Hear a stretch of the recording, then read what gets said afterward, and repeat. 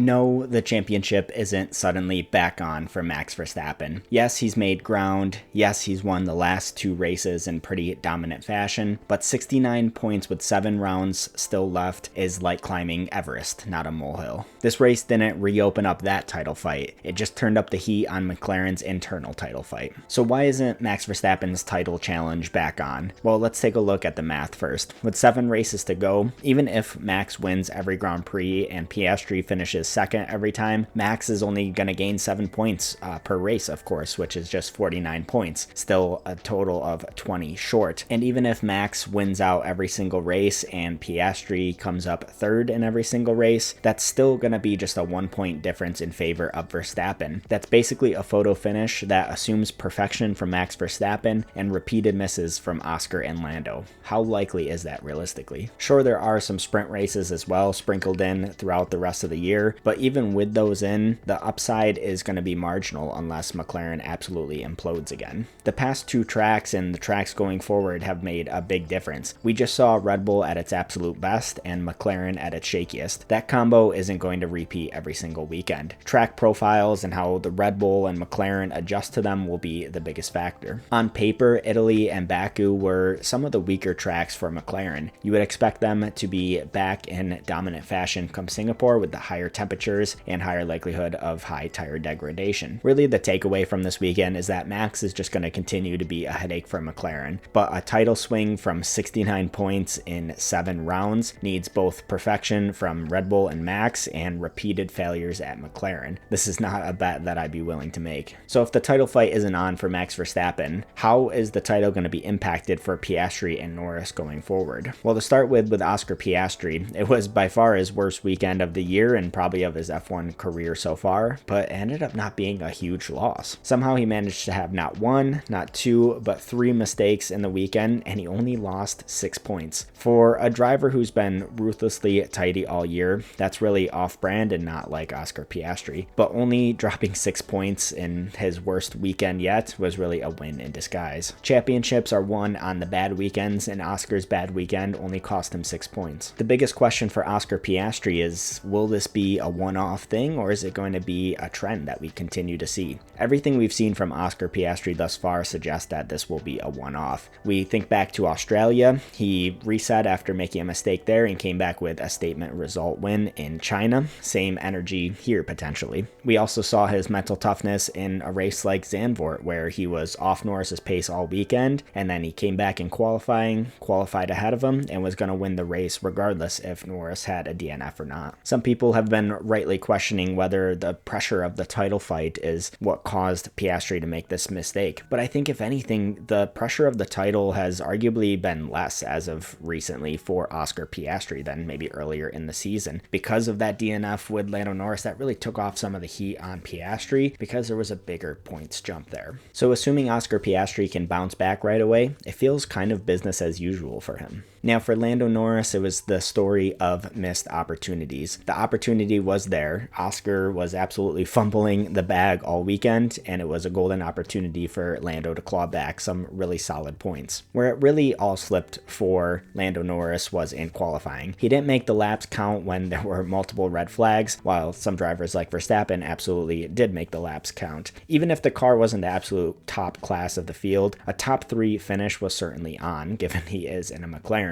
Starting higher would have made his life a lot easier, and this has been a consistent problem for Norris throughout most of the year. Qualifying is really where his weekend unfolded to begin with, but even in the race there were some moments that were less than ideal for Lando Norris. He was absolutely caught napping by Charles Leclerc on the safety car restart and lost the place there, which meant that he needed to get past him again, and he lost some serious time with that. He also had the slow pit stop, which certainly wasn't his fault, and that definitely hurt, but him sleeping on the restart with Leclerc, as well as the qualifying mistakes, meaning the damage started before, and even without that slow pit stop, it wouldn't have been that much better. Without that slow pit stop, it would have been just a couple of places difference, not an absolute miracle swing in points. So what does it look like going forward for Lando Norris? Well, his ceiling continues to be very good, but the Saturday floor that he keeps showing keeps taxing his Sundays. If he isn't maximizing weekends like this, where good points should be on the table, then he will be ruining weekends like this come the the end of the season. This next race at Singapore is going to be very interesting between Oscar Piastri and Lando Norris. Last year, Singapore tilted towards Lando on pace across the weekend, so the next rounds will still give him some confidence over Piastri, especially because Piastri's confidence would probably be pretty hindered after the multiple crashes and mistakes that he had over the Azerbaijan Grand Prix. But on the flip side, if Oscar Piastri does immediately bounce back and qualifies and finishes ahead of Lando Norris, then it's hard to believe that Lando Norris will be able to come back from that. My takeaway from this weekend is that Oscar's lead has been dented a little bit, but not absolutely cracked wide open. His track record suggests that he will reset in the next race. For Lando Norris, he is still absolutely in it. It is 25 points, so we're within that full race points window. However, this was a really big missed opportunity for him.